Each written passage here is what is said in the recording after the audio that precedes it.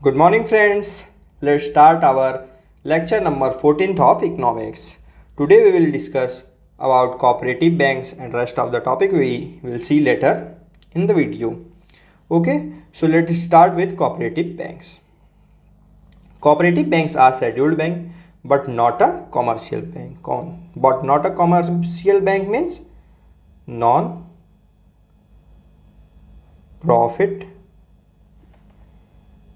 making bank. Okay, let's see another point. Set up by mutual consent and cooperation among peoples, यानी कि जैसे 10 लोग मिलके बैंक बनाते हैं, 10 लोग मिलके 100 रुपया लेट्स उस बैंक में डालेंगे।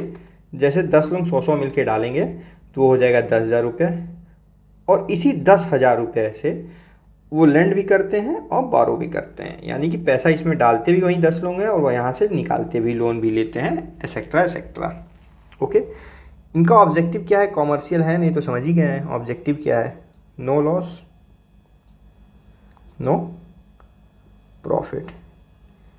सोसाइटी में एक दूसरे का हेल्प करने के लिए ये लोग कोऑपरेटिव बैंक्स बनाते हैं। जैसे कि तारक मेहता वाला देखे ना, सोसाइटी है, उसमें सोसाइटी के लोग हैं, तो सब लोग मिल के अगर एक जगह एक बैंक में एक बैंक खोलते हैं, कोऑपरेटिव बैंक, और उसमें कुछ पैसे डाल देते हैं और जिसको ज़रूरत पड़ेगा उससे निकाल लेगा और समय पे फिर पैसा डाल देगा, वो होता है cooperative banks. Okay, based on mutual cooperation the member deposit money in such bank and also borrow from them. Okay,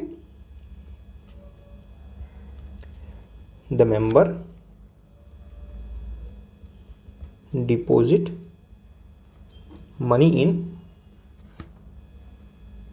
such bank and also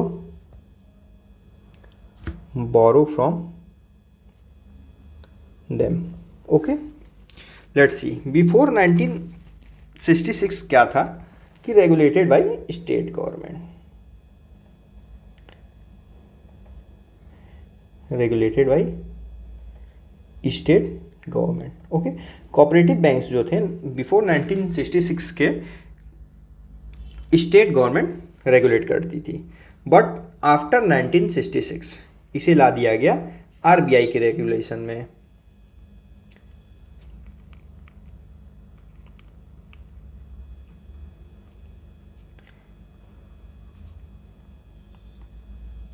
comes under regulation of RBI, यानी कि central bank of India. Okay, इसके dual regulations होते हैं। जो management है वो state government look over करती है, स्टेट गवर्नमेंट, और इसका बैंकिंग बिजनेस जो है कि कैसे वर्क करेगा, क्या इसके पर्पस हैं, etcetera etcetera, RBI look over करती है। ओके, जो कोऑपरेटिव बैंक्स है भारत में 2 एक्ट के द्वारा रजिस्टर्ड किए जाते हैं।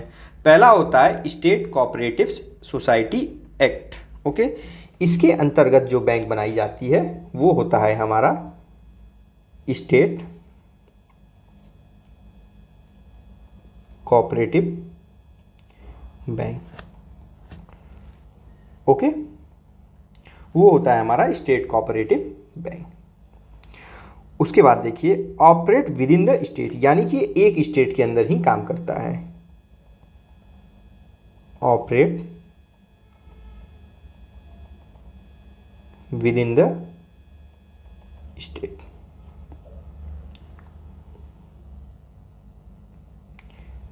ओके, लेट्स सी, और ये 2 लेवल पे काम करता है, एट 2 डिफरेंट लेवल। ओके, देखते हैं वो 2 लेवल क्या है।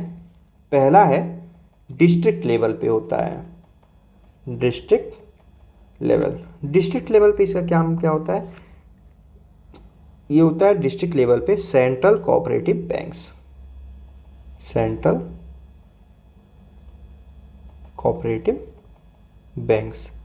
और एक होता है एट विलेज लेवल पे, यानी कि गांव के लेवल पे, और एक होता है शहर, मतलब पूरे जिला के लेवल पे।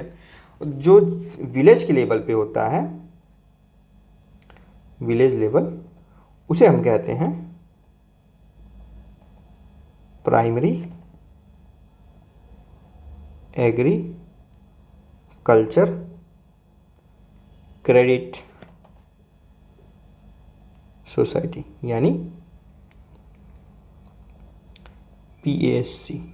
ओके, याद रखिएगा 2 लेवल पे होता है। पहला 2 एक्ट के थ्रू होता है, स्टेट कोऑपरेटिव सोसाइटी एक्ट, इसमें स्टेट कोऑपरेटिव बैंक्स होते हैं, operate within the state होता है at 2 different level, district level पे होता है और विलेज लेवल पे। डिस्ट्रिक्ट लेवल पे जो होता है उसे बोलते हैं सेंट्रल कोऑपरेटिव बैंक, और जो विलेज लेवल पे होता है उसे बोलते हैं primary agriculture credit society, PASCs। Okay, अब आगे चलते हैं, दूसरा देखते हैं, multi state cooperative society act. इसके अंदर जो बना गया है मेनली ये अर्बन कोऑपरेटिव बैंक्स होते हैं। इसके अंदर जो आता है mainly urban cooperative banks. Okay sir, आगे देखते हैं, operate in multiple states, operate in multiple states. Okay, और इसका देखते हैं, initially not allowed to provide loan for agriculture but now allowed. पहले ये जो था वो एग्रीकल्चर सेक्टर में लोन नहीं देता था, बट इसे अब गवर्नमेंट ने अलाउड कर दिया है। Okay, initially not allowed to provide loan for agriculture but now allowed.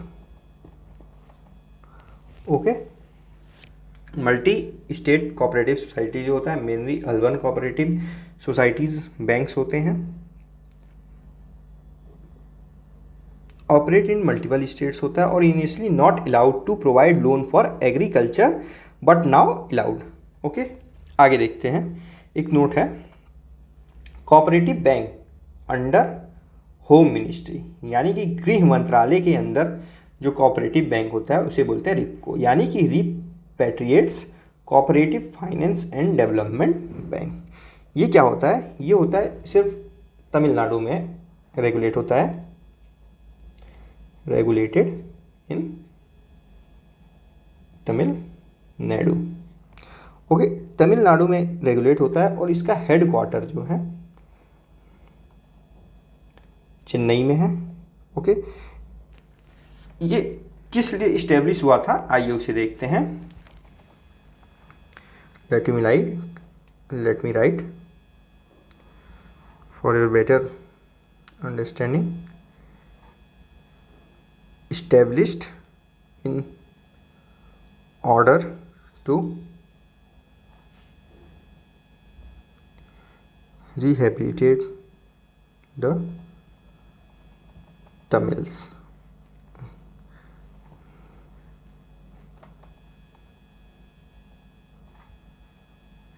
who were affected by the LTTE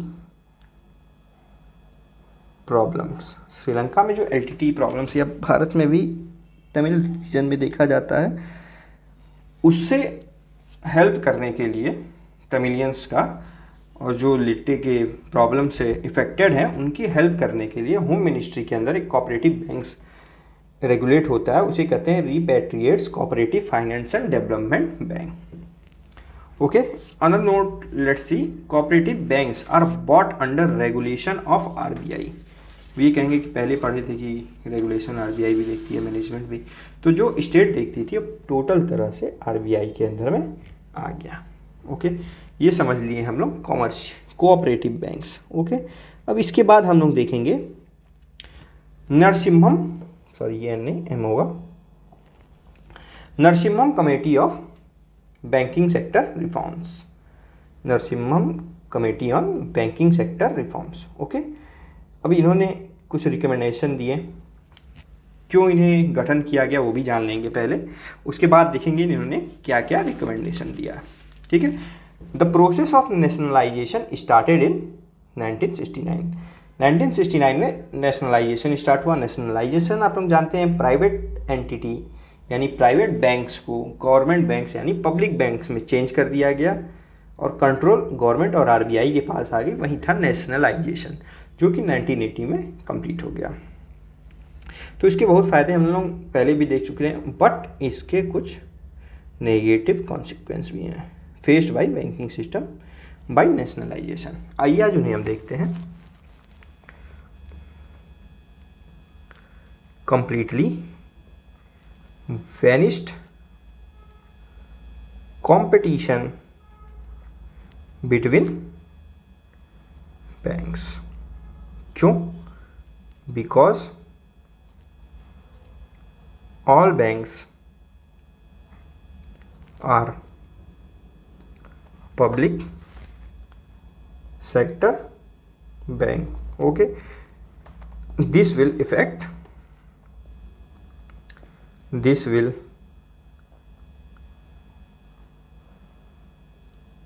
affected the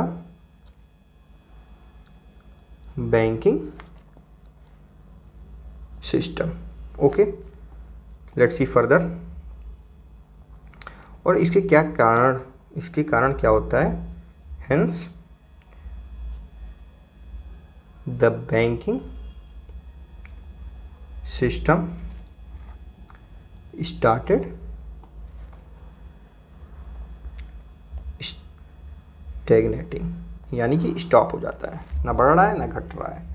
ठीक है, तो in order to revive Narasimham committee was established under former RBI government R Narasimham, इसलिए इसका नाम Narasimham committee हो गया। 1991 में बना। इन्होंने कुछ रिकमेंडेशन दिया। Let's see what recommendation he gives. Our first recommendation is no more nationalisation, यानी कि अब और नेशनलाइजेशन नहीं करना है। जितने नेशनलाइजेशन हो गए इनफ है, अब नेशनलाइजेशन ना करिए, थोड़ा कंपटीशन रहने दीजिए मार्केट में, जिसके कारण बैंक सेक्टर में ग्रोथ देखने को हमें मिले। ठीक है, दूसरा क्या कहें कि कंप्लीट कंप्यूटराइजेशन। कंप्यूटराइजेशन क्या चीज का? Complete computerisation of all the branches of all the banks. जितने भी भारत में बैंक हैं और जितने भी उनके ब्रांचेस हैं सारे को कंप्यूटराइजेशन कर दीजिए, कंप्यूटर बेस्ड कर दीजिए। इससे ईजिली आरबीआई रेगुलेट कर सकती है, लुक ओवर कर सकती है कि क्या चल रहा है उनके बैंकिंग सिस्टम में, यानी उनके उसमें। ठीक है, तीसरा रिकमेंडेशन इन्होंने दिया है, जो वीकर बैंक शुड नॉट मर्ज, यानी कि जो कमज़ोर बैंक हैं, कोलैप्स जब हो जा रहे हैं, बैंकरप्ट जब हो जा रहे हैं, लॉस में जब चले जा रहे हैं, तो उन्हें स्ट्रॉन्गर बैंकों के साथ ना मर्ज किया जाए, क्योंकि वो फिर स्ट्रॉन्गर बैंक उसे ख़त्म कर देते हैं, उनका अस्तित्व ही ख़त्म हो जाता है। फिर हमें ये नहीं मालूम चलता है कि जो लॉस में जा रहे हैं उनको संभाला कैसे जाए। तो इन्होंने सजेशन दिया कि जो वीकर बैंक है उसको स्ट्रॉन्गर बैंक से ना मर्ज किया जाए, बल्कि to revive the weaker bank separate measure should be adopted. Weaker bank को रिवाइव करने के लिए सेपरेट मेजर्स अडॉप्ट किया जाए। Okay,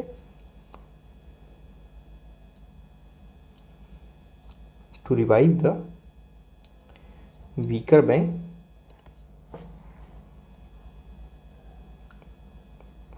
separate measures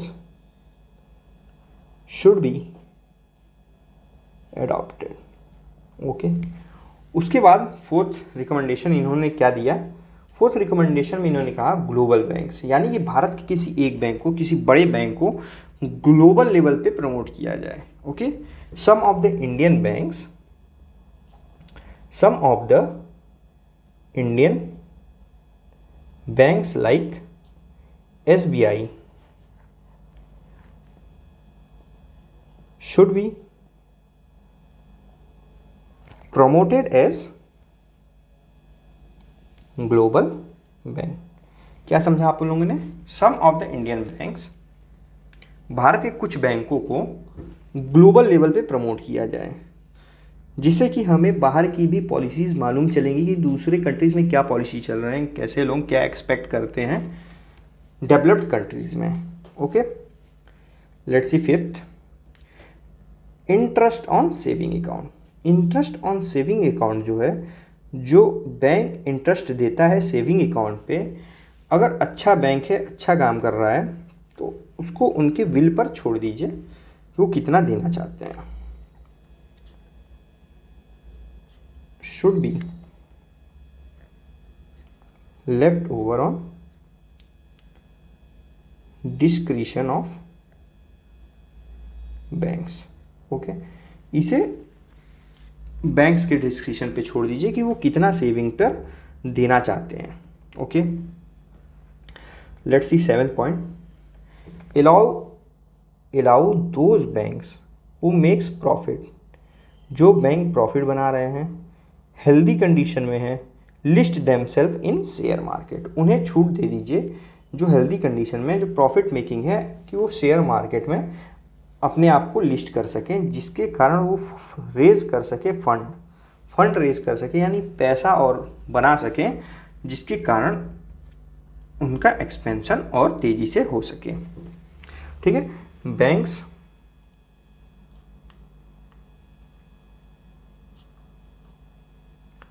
list on stock market,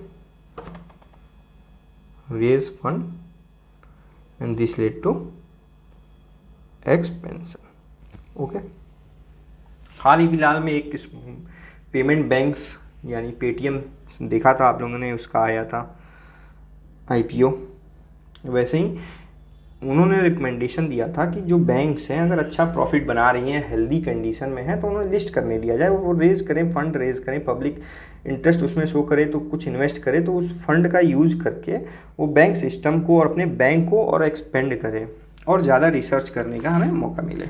okay, let's see another point, 8th point, CRR and SLR। CRR और जो SLR है उसको कम कर दिया जाए कि उनके पास सरप्लस बनी रहे, बैंकिंग सिस्टम में सरप्लस बनी रहे, बैंकों के पास सरप्लस बनी रहे, कि वो लोगों को और दे सके और अपने मार्केट को एक्सपेंड कर सके। तो इसको लिख लीजिए आप लोग,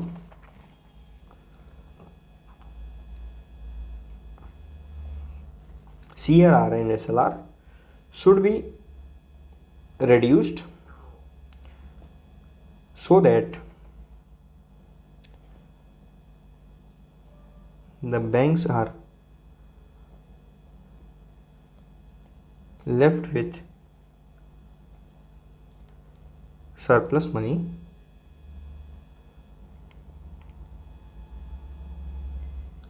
to expand market and business. Okay, जब CRR एंड SLR कम कर दिया जाएगा, CRR जानते हैं ना, कैश रिजर्व रेशियो, यानी कि कुछ हिस्सा कैश का RBI के पास रिजर्व रखना होता है, या फिर अपने पास ही रिजर्व रख लीजिए, जो आप यूज़ नहीं करेंगे ना, उस पर आपको इंटरेस्ट मिलेगा। ओके, वो CRR होता है। और SLR होता है, 3 फॉर्म में रखा जाता है इसको, gold, cash and security form में। ओके, और ज़्यादातर प्रीफर करती है बैंक्स गोल्ड फॉर्म में, क्योंकि वो फिर से इकनॉमी में ही आ जाता है और उनके पास ही आ जाता है। Okay, now see 9th point, asset reconstruction companies. इसको बहुत डीपली, बहुत ब्रॉड में पढ़ना है हमें आगे के टॉपिक्स में। बस इतना अभी समझ लीजिए कि जैसे जो लोन NPA हो जाता है, नॉन परफॉर्मिंग एसेट हो जाता है, जिसको रिकवरी करने की कोई चांसेस नहीं होती हैं, तो उसे थर्ड पार्टी को दे दिया जाता है कि आप उसे कलेक्ट करिए, कुछ परसेंटेज आपको मिलेगा उसे।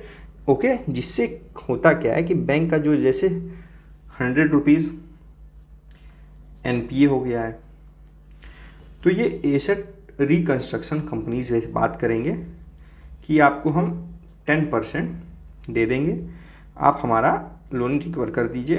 तो ये 10% इनको दे देती है लोन रिकवर होने के बाद। तो बैंक के पास आता है 90 रुपीज़, और जो लॉस पहले 100 रुपीज़ हो रहा था, अब वो लॉस 90 रुपीज़, ओनली 10 रुपीज़ का होगा, 10 रुपीज़ लॉस। ओके, वो वर्क होता है एसेट रिकंस्ट्रक्शन कंपनीज का। तो इस पे भी कुछ बोला हमारे नरसिम्हम कमेटी के चेयरमैन M नरसिम्हम जी, जो हमारे पूर्व आरबीआई गवर्नर भी रह चुके हैं। उन्होंने इस पे क्या बोला, आइए देखते हैं। एसेट रिकंस्ट्रक्शन कंपनीज यानी कि ARCs should B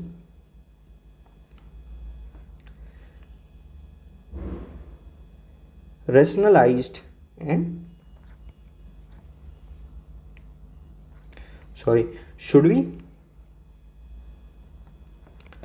set up in order to recover the NPA of the banks। Okay, समझ गए कि और ज़्यादा से ज़्यादा ARC सेटअप करिए एनपीओ को रिकवर करने के लिए बैंकों का, जिससे बैंक लॉस में ज़्यादा ना जाए और ना ही हमें इकोनॉमी पे कोई उसका इफ़ेक्ट देखने को मिले। Last but not the list 10th point देखते हैं। इन्होंने वैसे 33 रिकमेंडेशन दिए थे, इंडियन गवर्नमेंट ने 21 रिकमेंडेशन इनकी एक्सेप्ट की थी, उसमें कुछ अप एंड डाउन्स करके। ओके, इसे भी अभी लिख लेंगे हम लोग, इतना ज़रूरी नहीं है इसका, बट एक देख लेंगे, फ्लो बना रहता है। प्रायोरिटी सेक्टर लैंडिंग आगे हम लोग बहुत अच्छे से पढ़ेंगे, बस यहाँ जान जाइए। यहाँ आरबीआई क्या करती है कि बैंकों को बता देती है कि जैसे आप 100 रुपये लोन दे रहे हैं तो 10% आपको एग्रीकल्चर पे देना है, 10% एजुकेशन पे देना है। ऐसे एक रेशियो फिक्स कर देती है कि आपको इस सेक्टर में इतना पैसा देना है, इस सेक्टर में इतना पैसा देना है, उस सेक्टर में इतना पैसा देना है। ओके, जैसे कि मान लीजिए 100 रुपीज़ में 50% का इन्होंने तय कर दिया कि इतना आपको देना ही है इस सेक्टर में। 50% डिवाइड कर दिए, 50% बैंक के विल के ऊपर है, वो जिसको देना चाहे ये बढ़ा सकता है बैंक। अगर 10% आरबीआई बोली है एग्रीकल्चर को देने के लिए, तो 10% देना कंपलसरी है। उसके बियॉन्ड वो उसको 12% 30% दे, वो बैंक के बिल पे है, बट 10% कंपलसरी है। तो वो होता है प्रायोरिटी सेक्टर लैंडिंग। एक सेक्टर के लिए डिसाइड कर दिया जाता है जब कि इस सेक्टर में इतना देना लोन अनिवार्य है, इतना, वो होता है प्रायोरिटी सेक्टर लैंडिंग। तो बैंक नरसिम्हम कमेटी ने क्या कहा कि जो प्रायोरिटी सेक्टर लैंडिंग्स है उसको घटा दिया जाए। ओके, उसे रैशनलाइज्ड कर दिया जाए। Priority sector lending should be rationalised and should be reduced to 10%। Okay, आइए एक देख लेते हैं क्रक्स टाइप का, जो कि ज़रूरत नहीं है बट फ्लो के लिए हम लोग सिर्फ देख ले रहे हैं। क्या है कि total 33 recommendation given by this committee and 21 were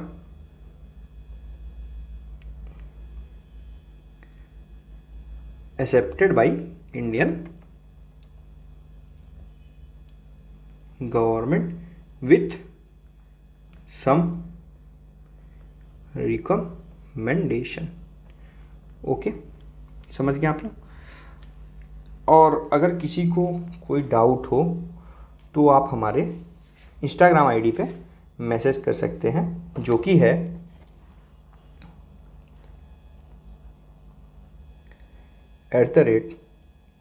@UPSC with Shivam.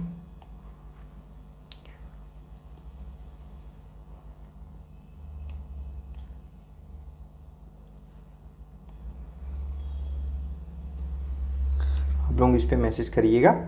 आप लोगों को कोई भी क्वेरी, कोई भी आप लोगों का क्वेश्चन 24 आवर्स के अंदर आप लोगों को आंसर मिल जाएगा। और कोई भी डाउट हो तो आप उसे बताइएगा, फिर से मैं उस टॉपिक, जब लास्ट में एंड हो जाएगा बैंकिंग सिस्टम, तो जो जो टॉपिक्स पे आप लोगों को डाउट रहेगा उस टॉपिक को दोबारा से मैं बना दूंगा। Okay, and I will try to my best in other doubt session to make clear your all doubts.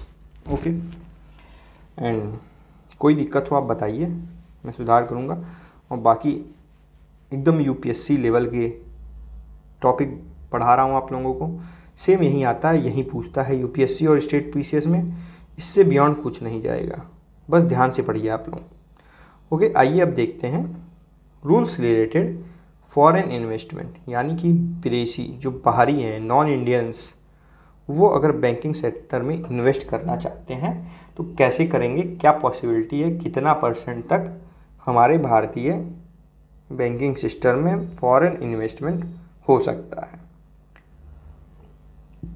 आइए उसको देखते हैं। To understand the rules related to foreign investment the banking sector in India, the bank can be classified into following 3 types. 3 types को समझना जरूरी है banking system में foreign investment समझने के लिए। पहला क्या है, public sector, private sector and foreign banks operating in India. Okay, आइए हम चालू करते हैं पब्लिक सेक्टर में। पब्लिक सेक्टर में क्या होता है कि गवर्नमेंट 51% से नीचे अपने स्टॉक्स को नहीं ला सकती है, यानी कि majority stakes holder holds by government. Okay, in this majority stakes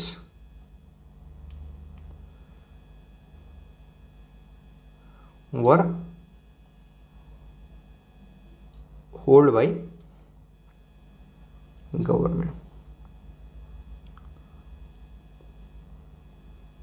more than and equal to 51%. Okay,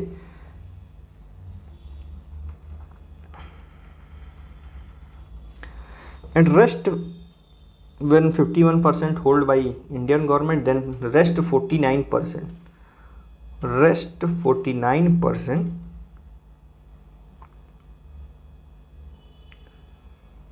foreign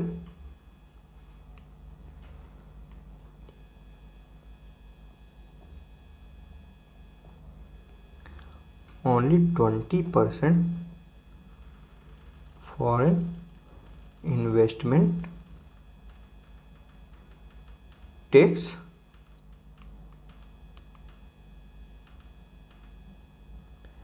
place, यानी कि रेस्ट 49% में 20% फॉरेन इन्वेस्टमेंट टेक्स प्लेस, यानी कि फॉरेन इन्वेस्टमेंट हो सकता है, बट कोई भी इंडिविजुअल 10% से ज़्यादा नहीं इन्वेस्ट कर सकता है।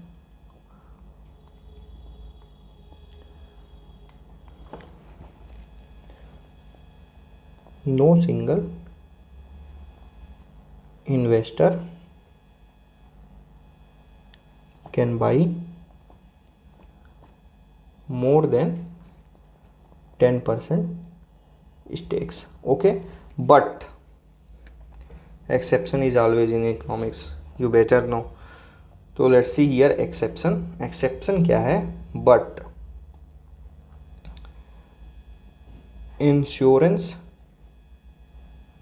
companies may buy up to 15%। Okay, ये है हमारा पब्लिक सेक्टर बैंक में फॉरेन इन्वेस्टमेंट कितना हो सकता है, 20%, जिसमें से एक सिंगल इन्वेस्टर ओनली 10% ले सकता है और इंश्योरेंस कंपनी 15% तक ले सकती है। ओके, ये हो गया पब्लिक सेक्टर में। लेकिन एक नोट देख लेते हैं,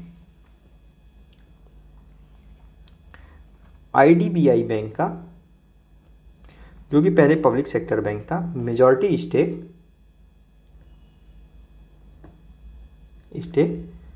sold by government to LIC। Okay, but when condition of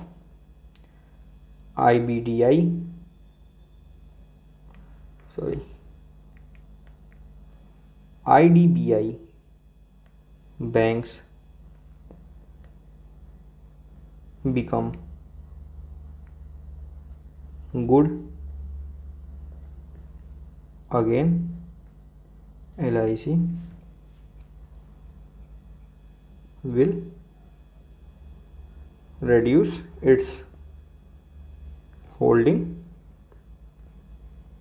gradually to 15%। Okay, जो IBDI बैंक है उसका मेजॉरिटी स्टेक जो है गवर्नमेंट ने LIC को सोल्ड कर दिया है। बट जब IDBI बैंक का कंडीशन ठीक हो जाएगा तो इंडियन गवर्नमेंट उसे वापस ले लेगी और क्या कहते हैं कि हमारे LIC जो है इंश्योरेंस कंपनी, उसे इसकी होल्डिंग धीरे धीरे 15% पे लानी होगी, यानी गवर्नमेंट को बेचनी होगी। अब आते हैं प्राइवेट सेक्टर बैंक में, देखते हैं, यहीं से आपको सारा बात समझ में आएगा। प्राइवेट सेक्टर बैंक इसी इनिशियली 100% जो स्टेक है वो प्रमोटर के द्वारा लाया जा सकता है। इनिशियली प्रमोटर है 100% stake. Okay, but within the 5 period, यानी कि 0 to 5 ईयर्स जो बैंकिंग का पीरियड होगा, बैंकिंग पीरियड, प्रमोटर जो है, promoter have 100%, but during this period promoter have to bring down its stake to 40%, bring down its stake to 40%, यानी कि जो शुरू के 5 साल होंगे उसके अंदर 100% पहले की प्रमोटर इन्वेस्ट कर सकता है, बट जो शुरू के 5 साल होंगे उसमें प्रमोटर को अपने होल्डिंग को 40% पे लाना होगा। ओके, रेस्ट 60% सोल्ड टू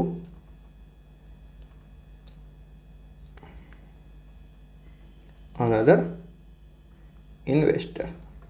जो 60% है वो दूसरे इन्वेस्टर को सोल्ड करना होगा। ओके, और इसमें क्या कंडीशन है कि जो 10% यानी कि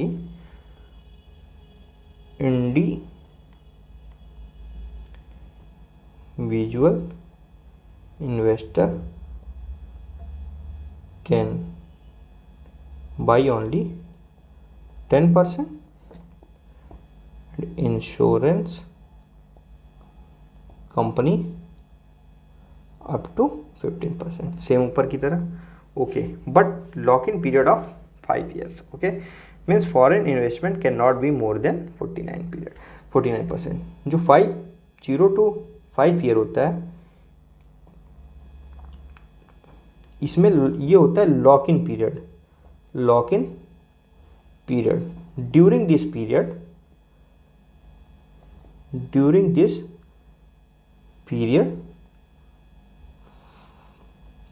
foreign investment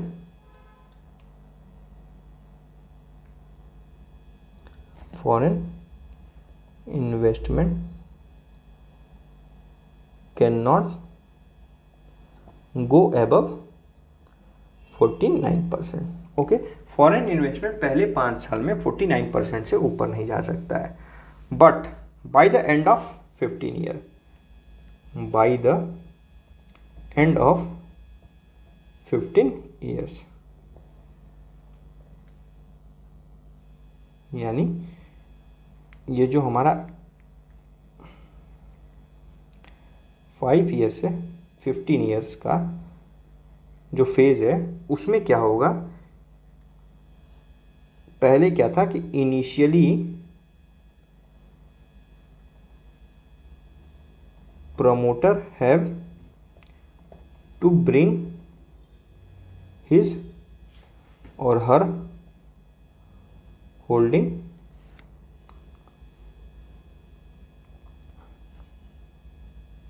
to 15%, but now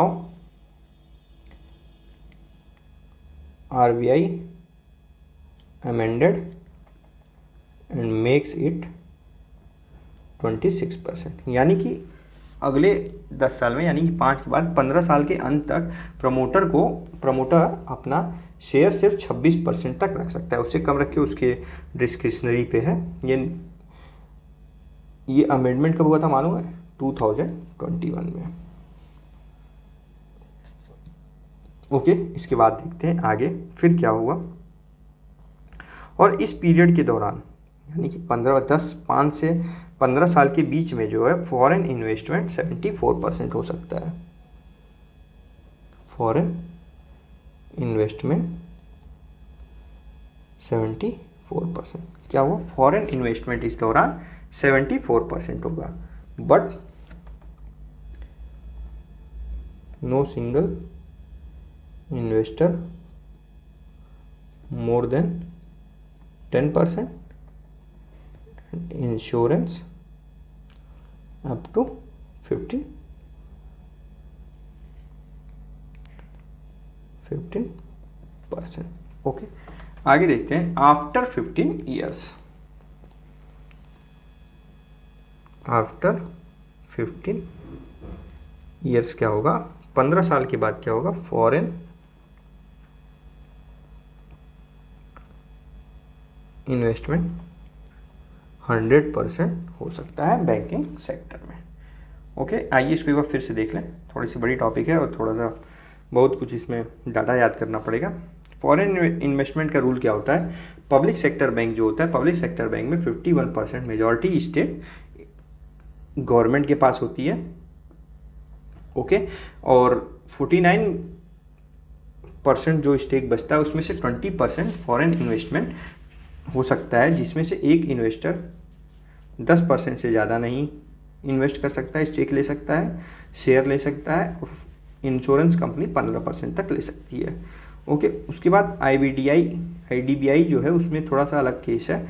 उसमें क्या हुआ कि मेजॉरिटी स्टेक गवर्नमेंट ने एलआईसी को भी सोल्ड कर दिया क्योंकि बहुत ज़्यादा लॉस में चल रही थी।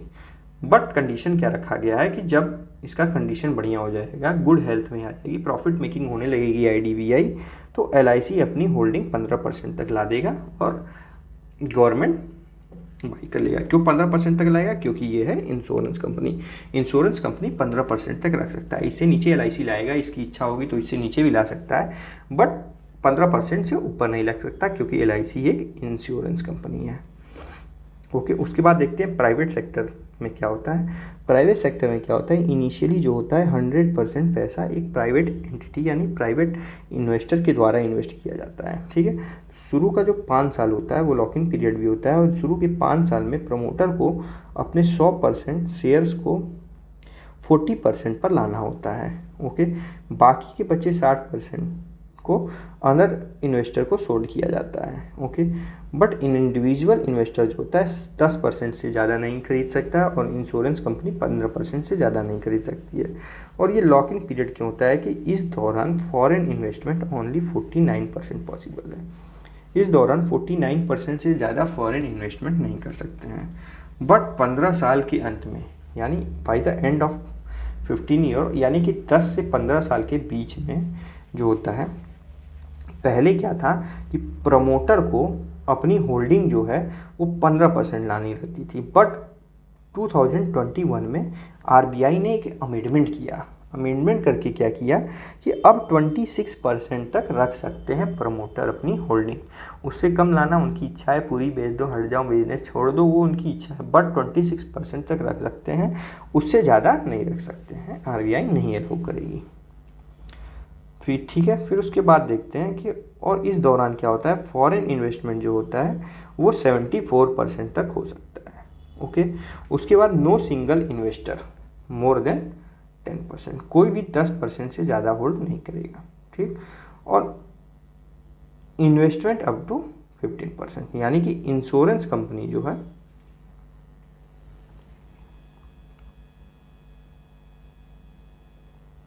Insurance company up to 15%, insurance company जो है 15% तक होल्डिंग रख सकती है।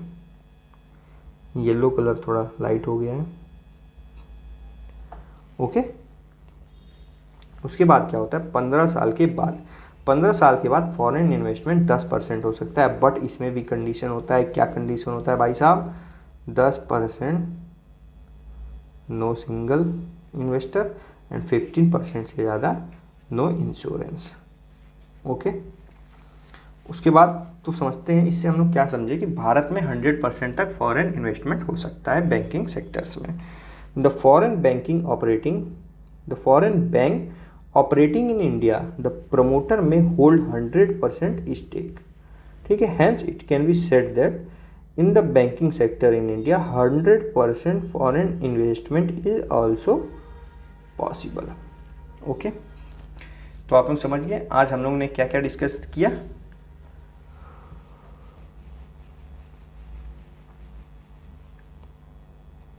आज हम लोगों ने कोऑपरेटिव बैंक से चालू किया। कोऑपरेटिव बैंक सिंपल भाषा में कई लोगों से मिलकर बनता है, म्यूचुअल कंसेंट एंड कॉर्पोरेशन से बनता है, और वो no office no profit no loss होता है। 96 से पहले स्टेट गवर्नमेंट में था, 1966 के बाद आरबीआई की गवर्नमेंट में आ गया। डुअल रेगुलेशन होता है, मैनेजमेंट स्टेट गवर्नमेंट देखती है और बिजनेस बैंकिंग आरबीआई देखती है। कोऑपरेटिव बैंक्स 2 लेवल पे बनता है, स्टेट लेवल यानी विद इन स्टेट काम करेगा, वहाँ पे डिस्ट्रिक्ट लेवल और विलेज लेवल पे होता है। डिस्ट्रिक्ट लेवल पे जो होता है उसे बोलते हैं सेंट्रल कोऑपरेटिव बैंक्स, और विलेज लेवल पे जो होता है प्राइमरी एग्रीकल्चर क्रेडिट सोसाइटी। और एक होता है multi state cooperative society act के अंतर्गत बनाया गया, उसे मेनली वो अर्बन कोऑपरेटिव बैंक्स होता है, यानी शहरी बैंक शहर में बनती हैं। ऑपरेट इन मल्टीपल स्टेट्स, कई स्टेट्स में होता है। Initially not allowed to provide loan for agriculture, पहले नहीं अलाउ करती थी आरबीआई इनको एग्रीकल्चर को लोन देने के लिए, एग्रीकल्चर सेक्टर में लोन देने के लिए, बट लास्ट में इन्होंने देना चालू कर दिया। कोऑपरेटिव बैंक अंदर होम मिनिस्ट्री के अंदर एक कोऑपरेटिव बैंक है जिसको कहते हैं repatriates cooperative finance development bank. ये तमिलनाडु में वर्क करता है, लिट्टे द्वारा सताए गए तमिलियंस को हेल्प करने के, ठीक है। आगे देखते हैं, नरसिम्हम कमेटी ने एक रिफॉर्म लाया। नरसिम्हम कमेटी ने नेशनलाइजेशन के नेगेटिव कॉन्सिक्वेंस पे लाया। नेशनलाइजेशन के कारण क्या हुआ? नेशनलाइजेशन के कारण बैंकिंग सेक्टर में कंपटीशन खत्म हो गया, जिसके कारण पब्लिक क्यों हुआ? क्योंकि पब्लिक सेक्टर बैंक सारे हो गए थे, तो जिसके कारण बैंकिंग सिस्टम इफेक्ट होने लगा और स्टैग्नेशन आ गया। तो उसको रिवाइव करने के लिए नरसिम्हम कमेटी ने कुछ रिकमेंडेशन इस्टेब्लिश किए, बनाए गए नरसिम्हम कमेटी कुछ रिकमेंडेशन दिए, क्या कुछ को गवर्नमेंट ने फॉलो किया और कुछ को ड्रॉप कर दिया। यूपीएससी विद शिवम पे आप इंस्टा में मैसेज करके कोई भी क्वेरी कर सकते हैं। रिकमेंडेशन क्या था? नो मोर नेशनलाइजेशन, यानी कि और बैंकों को नेशनलाइजेशन नहीं करना है। कंप्लीट कंप्यूटराइजेशन, मतलब सारे बैंकों को कंप्यूटराइज कर दिया जाए। Bank branch of weaker bank को स्ट्रॉन्गर बैंक में ना मर्ज किया जाए, बल्कि कि उसे रिवाइव करने का कोई दूसरा तरीका खोजा गया है। ग्लोबल बैंक, यानी कि भारत के किसी एक बैंक को या कई बैंकों को ग्लोबल लेवल पे प्रमोट किया जाए, जिससे बाहर की पॉलिसी को हम समझ सकें। इंटरेस्ट सेविंग जो होता है, इंटरेस्ट सेविंग अकाउंट पे जो मिलता है वो बैंक के डिस्क्रिशनरी पावर पे छोड़ दिया जाए। सातवां हम लोगों ने क्या देखा कि जो बैंक प्रॉफिट मेकिंग से और हेल्दी कंडीशन में, उन्हें से शेयर मार्केट में इन्वेस्ट करने का, यानी कि लिस्ट देमसेल्फ करने का, लिस्ट खुद को शेयर मार्केट में इंट्रोड्यूस करने का मौका दे दिया जाए। ओके, उसके बाद क्योंकि वो फंड रेज करेंगे तो एक्सपेंशन कर सकते हैं। उसके बाद CRR और SLR को घटा दिया जाए, जिसके कारण उनके पास मनी ज़्यादा रहेगा तो मार्केट को एक्सपेंड कर सकेंगे। एसेट रिकंस्ट्रक्शन कंपनी, यानी कि NPA नॉन परफॉर्मिंग एसेट्स को रिकवर करने के लिए ARCs को और से और ज़्यादा सेटअप किया जाए। प्रायोरिटी सेक्टर लैंडिंग को घटा दिया जाए, रिड्यूस कर दिया जाए, यानी कि जो पहले रिकमेंड किया जाता था RBI द्वारा। Total 33 recommendation given by the committee, but 21 were accepted by Indian government with the some recommendation. Rules related to foreign investment in banking sector समझ गए आप लोग।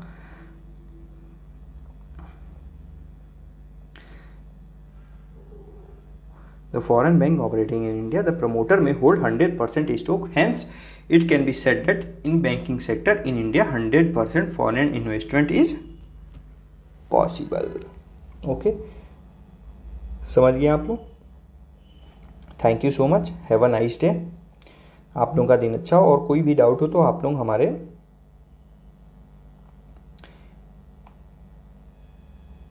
Instagram ID UPSC with Shivam पे आप लोग मैसेज करिएगा। आप लोगों को पूरी तरफ से हेल्प की जाएगी और जल्दी से जल्द आप लोगों के क्वेरी का आंसर भी मिलेगा। और दूसरी बात रही, कोई डाउट होगा तो आप टॉपिक बता दीजिएगा। लास्ट में अगेन से फिर मैं एक वीडियो लाऊंगा और आप लोगों को टॉपिक क्लियर कर दूंगा। Thank you so much. UPSC with Shivam पे अब जाइए, पूछिए और थोड़ा हमें सपोर्ट करिए, सब्सक्राइब करिए। अच्छा लगा तो शेयर करिए अपने दोस्तों को, उन्हें भी देखने को बोलिए। थोड़ा ग्रो करूँगा तो और भी अच्छे से पढ़ाने कि हिम्मत आएगी और अच्छे से पढ़ाऊँगा। Thank you so much. Have a nice day, have a wonderful day, enjoy your day.